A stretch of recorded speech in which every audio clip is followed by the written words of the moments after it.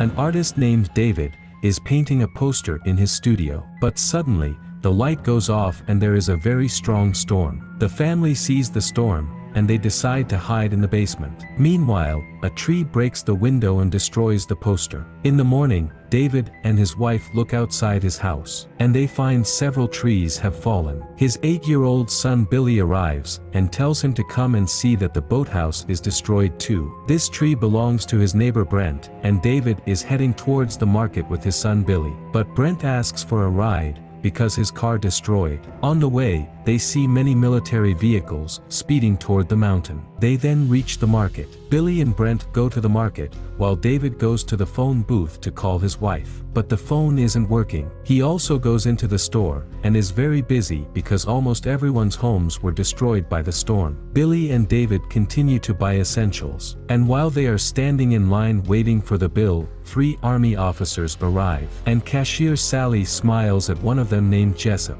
All 3 of them go around the store and buy things. A school teacher named Mrs. Repler is also there. She asks David about the storm damage to his house, and Billy tells her about the boathouse. An army officer then arrives, and tells Jessup and the others that their leave has been suspended due to the havoc, and informed them to report back. But suddenly, many police vehicles pass by. The alarm started to ring, and everyone is in a panic looking toward the police vehicles. Everyone notices a man running toward the store. His name is Dan, and comes running from the other side of the road covered in blood. He says that there is something strange in the mist that kills anyone who touches it. The entire city is engulfed in mist, and nothing is visible. Just mist everywhere. The people trapped in the store think it is a chemical explosion. But a religious lady named Mrs. Carmody thinks that God uses her to speak to people. She says it's death, and their time has come. A woman says she has to go home, because her children are at home and they will worry. She asks everyone to support her, but no one agrees. The woman walks out of the store alone,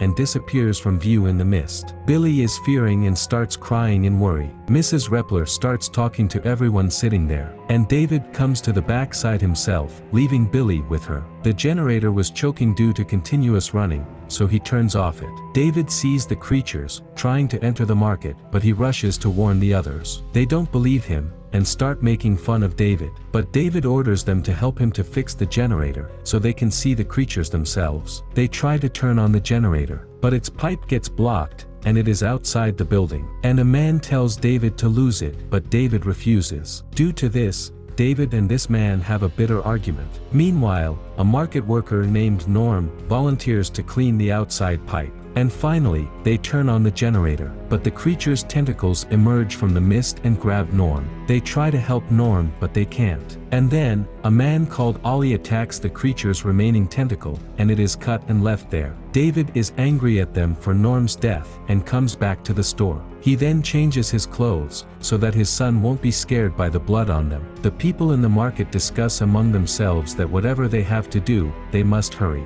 And because the storefront is made of all glass, they need help from everyone in the store. David goes to Brent, who is a district attorney in New York, and tells him everything. He then brings Brent to the backside, and the rest confirm his words. But Brent hears all of this and thinks it's a joke, instead of believing what David is saying. They offered to visit the backside and see the tentacles himself, but he refuses. And he feels that they are trying to make fun of him, because he filed a case against the store. And now they want to humiliate him further. Brent and David then get into a fight over this, causing everyone to rally around them. Meanwhile, David tells everyone about the tentacles, but one of the workers starts laughing after hearing this. So David asks him to go and confirm. And they come to the backside, and see the tentacle. One of them shakes it with a stick, but the tentacle suddenly moves, and a liquid comes out of it. The worker then goes out and tells everyone about the reality. Now they all start adding bags in front of the store, to cover all the glass. Mrs. Carmody is crying and praying to God in the washroom. And a woman comes to use the washroom and sees her crying,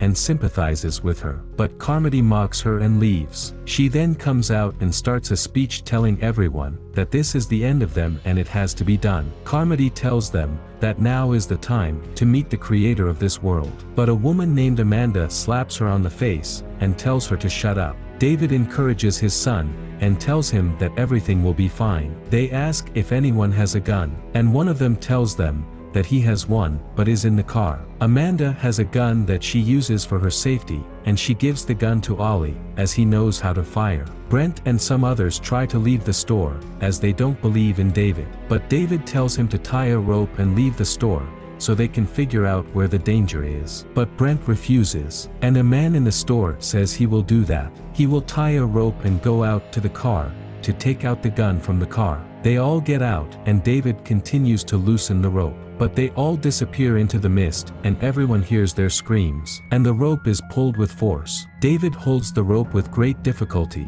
but then, the rope loosens and they start pulling. Blood starts coming on the rope, and only the legs of the man appear. They start preparing for the night, and divide themselves into groups. After a while, a huge bug crawls on the mirror. Everyone is surprised, and it is very big in size. But suddenly, their number starts increasing, and many huge bugs are crawling on the glass. Meanwhile, a huge and strange beast-like creature comes crashing down on the glass and eats the bug. The beast hits the glass so hard that the glass starts to crack, and the bugs start coming in, and the creatures behind them. A bug bites Sally, causing the poison to spread through her body. The creature attacks the people inside, and starts eating them with its bloody beak. David immediately sets fire to the sticks by tying them with cloth, and starts killing the creatures. A man tries to set the fire, but he slips and catches fire, and Ollie starts firing a gun at the creatures. Meanwhile, a bug sits on Carmody's chest,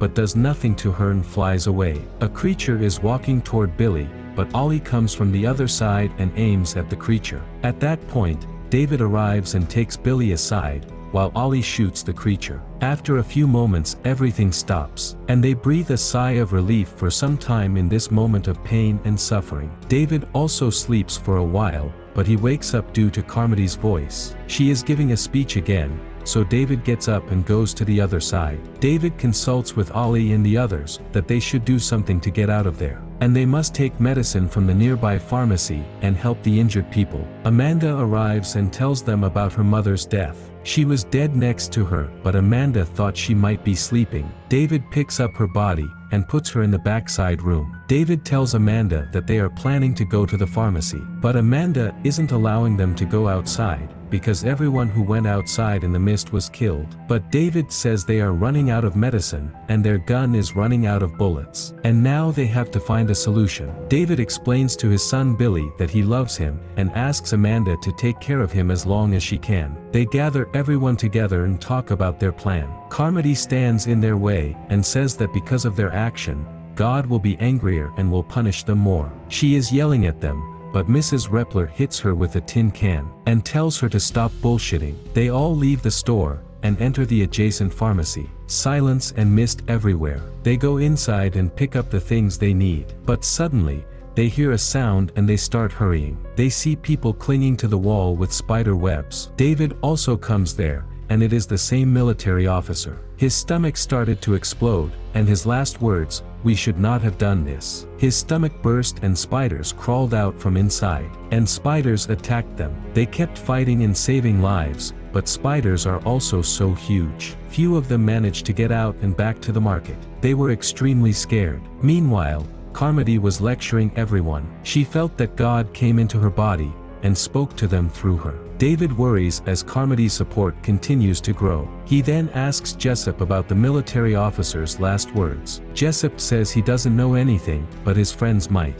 They would start looking for them, but both of them hang themselves in the backside room. Jessup knows that this all is because of the military, but he can't say anything. Everyone surrounds him, and Jessup says that all he knew was that the scientists were opening a window to the other dimensions of the world. On hearing this, Carmody orders to kill Jessup. Because the mob was already in her control, everyone starts beating Jessup and throwing him out the door of the store. David tries to intervene, but the mob stops him. Jessup kept knocking at the door, but no one helped him, and no one was allowed to help him. Then a creature from the mist picks him up. After a while, everyone is asleep. The next day, Amanda quietly wakes David up, and says that the morning time is near. It seems that they are planning to escape. Ollie tells them about the racks in which the necessary items were placed, and David tells everyone about the location of his car, and they slowly start leaving there. As they reach the main door, Carmody is sitting in front of them and blocking the door. David tells her that they are leaving,